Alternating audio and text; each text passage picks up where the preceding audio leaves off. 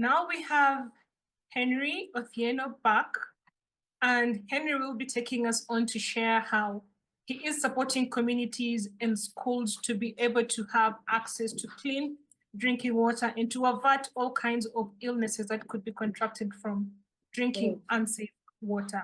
Henry, you're welcome, and over to you. Hello, my name is Henry. Thank you, Mary. Let me see if I can turn on my video. Yes. My name is Henry. I am a member of the Sina community, and I founded Tusafishe to install water purification systems for large communities. We work in schools and in refugee camps. So right now I am in a kitchen, and I wanted to start this from a kitchen for a good reason. This is a school where I am right now. It is a school in Western Uganda, in a city called Fort Poto. And like many schools, they use, I hope you can see a stove down there. Mary, can you see the stove? Yes, and the firewood? Yes, it is. Yes, so this is the school kitchen. And to prepare food, they're supposed to use that stove, or they use firewood to prepare food and also to boil water. Now, this particular school is called Mpanga Secondary School, and it has a population of 3,300 students. So that would mean if each student needed 1 liter of safe drinking water in a day, the school needs to boil 3,300 liters every day. You can imagine how much firewood or charcoal they would need to do that, and the effect that one has on our environment. But also the financial cost, if they are going to buy that firewood or if they are going to buy the charcoal. I was at Social Innovation Academy in 2015, and we started Tusafishe in 2017 at the Social Innovation Academy to deal with a problem like that I just described. Right now, we are going to be installing 71 systems in 71 schools in Uganda, Western Uganda and Eastern Uganda. And we started from Western Uganda. This Friday, we are going to be launching that project. So this call finds me at the site where we are starting from, where we are going to be launching the project from. The team is here. We have some students and we have some teachers. So I will really let the people who face the problems discuss more. For me, I will just guide on who comes next. So just before me here is a teacher from this school, and he's going to tell us about the challenges that they have had because of unsafe water, and what he thinks this project is going to help the school achieve. So you're welcome. Thank you. Yeah, my name is Aline Dedson. I am a teacher at Mpanga Secondary School and one of the administrators. And lucky enough, I'm an old student of this school where I was for 6 years. And I'm also an inborn of this place. So as Mpanga Secondary School, which is a government-aided school with a population of 3,200, we really have we have a very big problem of meeting the demands, the needs of these students. Mpanga Secondary School is a day school. Our population comes from within Fort Poto city and outside the city. So our students, when they come in school, they really get challenges of having food, challenges of having safe drinking water. We have piped water that is connected to the national, that is distributed by the National Water and Sewerage Corporation. But of course, that water is not safe at all. We cannot avail our students with safe boiled water, and the systems of safe, clean drinking water, of course, as a government-aided school, cannot easily be installed in school. So we are so much privileged that this initiative came in school, this opportunity came, and our school was given this opportunity to be connected to the safe drinking water. So we are going to overcome the challenges that we've faced for a long period of time. Our students get a number of illnesses, the waterborne diseases, the typhoid, all those diseases that you know of that come as a result of drinking unclean water. And this even affects their performance in class, their performance in school. Because when one drinks unsafe water and get typhoid, it will be out of school for quite a number of days. So we are really happy that this system has come to our school. Our students are going to get access to clean, safe drinking water in school. And I believe those who will be in position to come with bottles, they can even take with them safe drinking water at home. Because as I told you, our students come from within the city and a big number outside the city. So in the peri-urban villages of the city, and also the villages outside the city, the water these people drink is not safe at all. So we are going to encourage our learners because this system can be in position to serve them when they are in school, and even when they are going out of school, they can pack water and take it home and continue drinking safe water even when they are out of school. So this is going to really do a lot of work to the teaching learning process, because the rate of absenteeism are going to reduce that result from the diseases they get from drinking unsafe water. So we are so grateful that Mpanga Secondary School was given the opportunity to be connected to this safe, clean drinking water. We are really appreciative. Thank you. Thank you. Thank you very much, sir. Mm. Yeah, so you heard it from the school. The school is a big one. I can show you. The students finished their examinations, and so they are not here. There are a few that we invited to do a training, which takes me to the next part of what I wanted to talk about, our approach.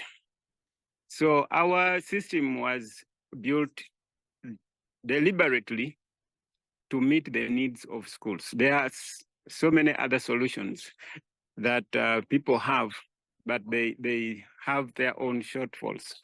And we decided to build a system that we know that will be easy to maintain, that will take many years without having issues. But beyond that, we train students within the school so that they can maintain the systems. Really simple maintenance. When it is hard, then they have to contact us. So we create something that we call water and environment clubs, which we also call WE clubs. And then we train those students to be in charge of the systems that we install. The other part, which I heard the teacher talking about when he said that the students would get water in bottles and go with those bottles home so that they have safe water. What we do is that within the periphery of the school, in the community close to the school, mostly where the students are coming from, we choose households and we train them on how they can build small filters that they can use in homes. In that way, the students have safe water at school, but they also have safe water at home. This particular project, we are going to install 50 small filters in homes within this school, so that the students that come from within this community can have safe water here at school, but also when they go back home, they have safe water. Because it does not help if they have safe water at school and then they go back home and take unsafe water, they would still fall sick. So that is how we are doing that. Officially, we are also going to launch the week labs. In the past, we didn't call them the week labs. We didn't even have a very good plan on how to work with the students. We would just pick one student or two and teach them, but it has not been effective. So we have been thinking on how to deal with that. And we decided that we are going to build a club, and then that club can train others, and we have a big number of people that can work on the system when we are not around. We shall talk to some members of the week lab for this particular project, the one that we are going to be launching on Friday. Now, I also wanted to introduce the team members now that we are in the field. The system is not fully complete. I'll be showing you the system in a while. One team member is here waiting. Yeah, hello guys. My name is Atida Lois and I work as a projects coordinator. So Lois is our project coordinator. This guy here is our purifications expert.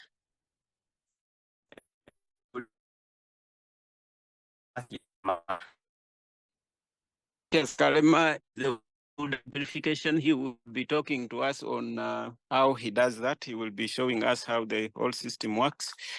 And then we have Nelson there. Nelson, are you seeing?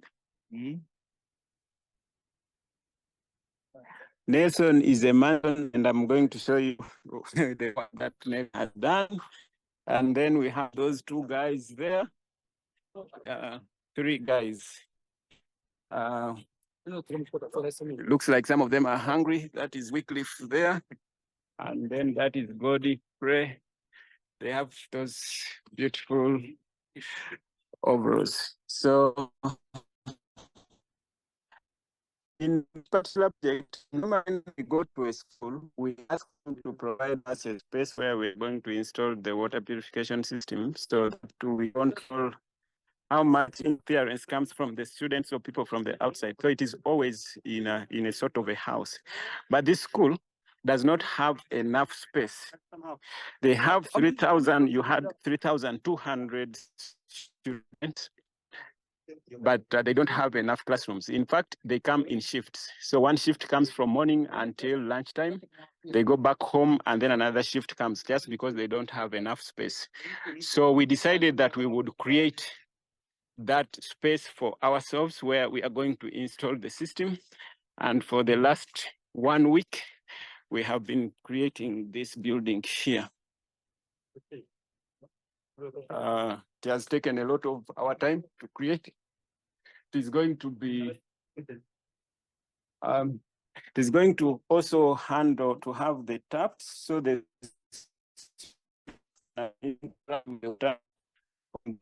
we have up to points around the building, up to 12 taps. You see, it is not yet complete, but these are going to be the points where they're going to be drawing water from.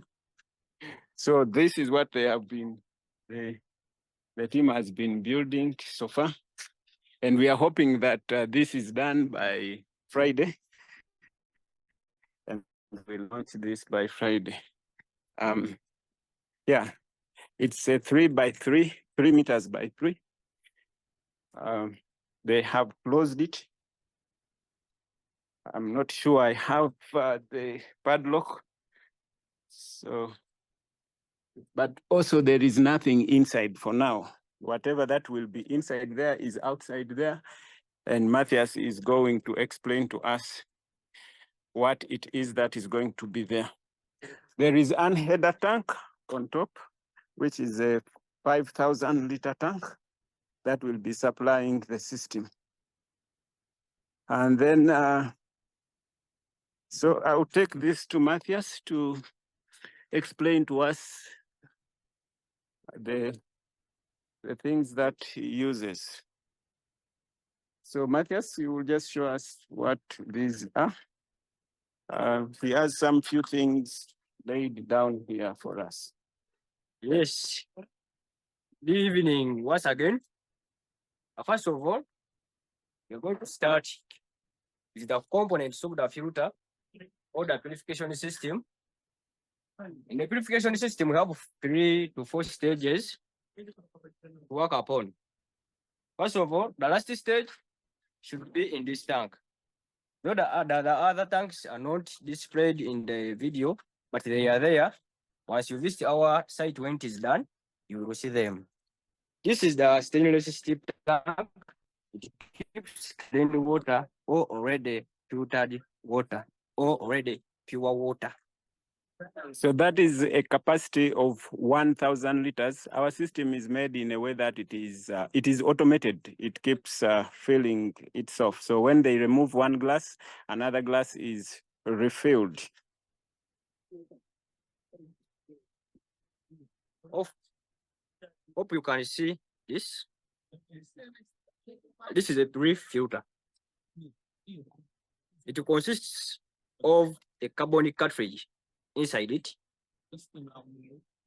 On it, we have an inlet and at the outlet. So That's enough. Don't confuse. so that is it. So after this stage, we go with this. This is charged moringa granite. We charge it with the granite, with the moringa. Hope everyone with there knows moringa. So this is granite. So with the granite, of course, we shall not go with in details, but once you visit us, I'll give you the details.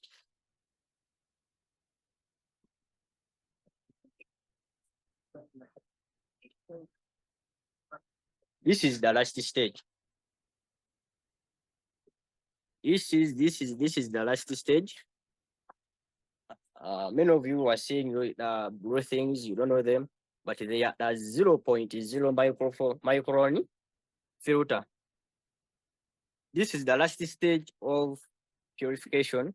And after this stage, we receive water to the stainless steel tank. So that is it.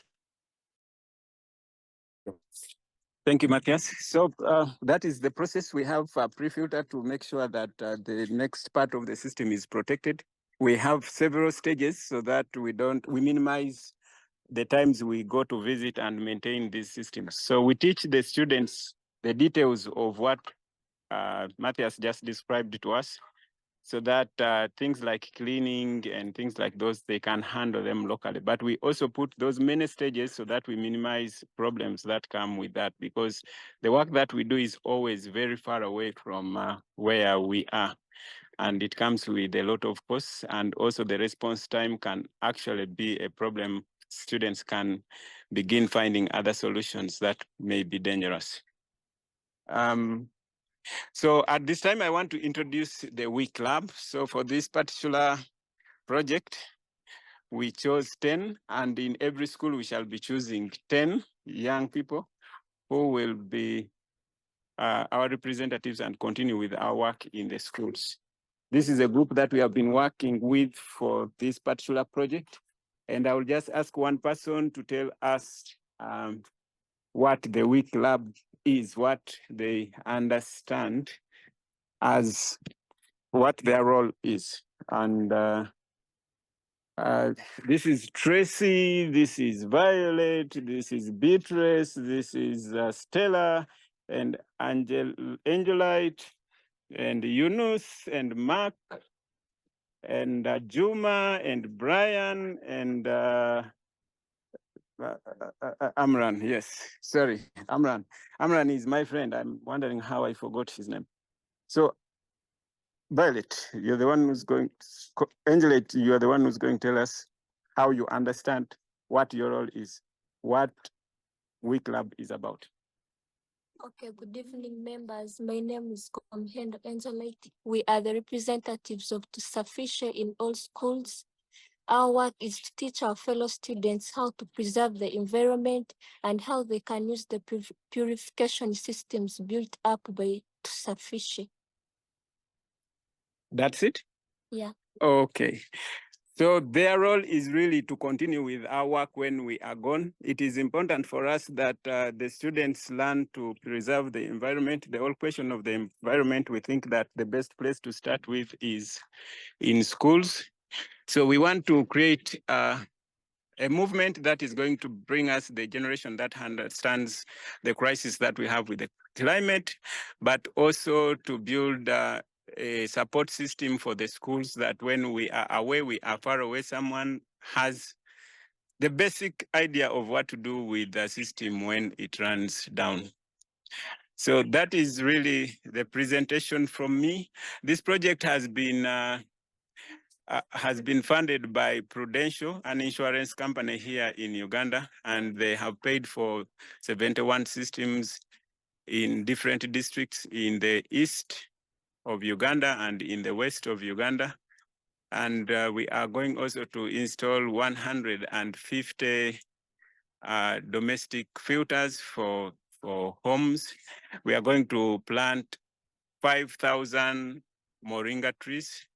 We know that schools have been cutting trees to purify water, and we want our system to help them instead of cutting trees to purify water, but to plant trees to purify water. Matthias already explained that part of the process, we use moringa seed powder in the purification process. So we have been, for a very long time, looking for ways to innovate our revenue model. We have worked with companies that through their social corporate responsibility give us money, and then we install these systems, because mostly the people that we install water for don't have the money.